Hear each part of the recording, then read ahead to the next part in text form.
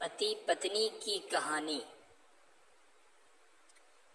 एक बार की बात है, एक पति था जिसका नाम राहुल था। वह एक सफल व्यवसायी था जो अपनी पत्नी से बहुत प्यार करता था। राहुल की पत्नी का नाम सीमा था, जो एक बहुत ही सुंदर और शांतिपूर्ण महिला थी।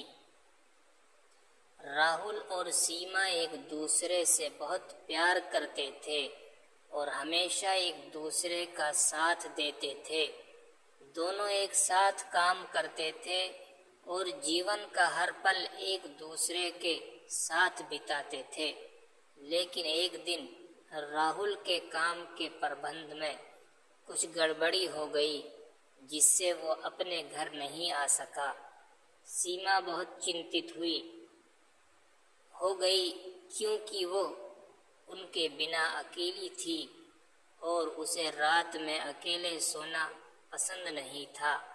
राहुल ने सीमा को एक बड़े होटल में रुकने की सलाह दी। सीमा ने इस सलाह को मान लिया और वो उन लोगों के साथ रही जो उसे अच्छी तरह से देखभाल करने में सक्षम थे।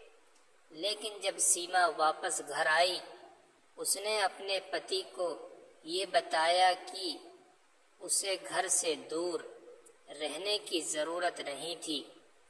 उसे अपने पति का साथ और उसकी हमदर्दी चाहिए। ये स्टोरी आप लोगों को कैसी लगी? कमेंट में अपनी राय से हमें ज़रूर आगाह करें। शुक्रिया।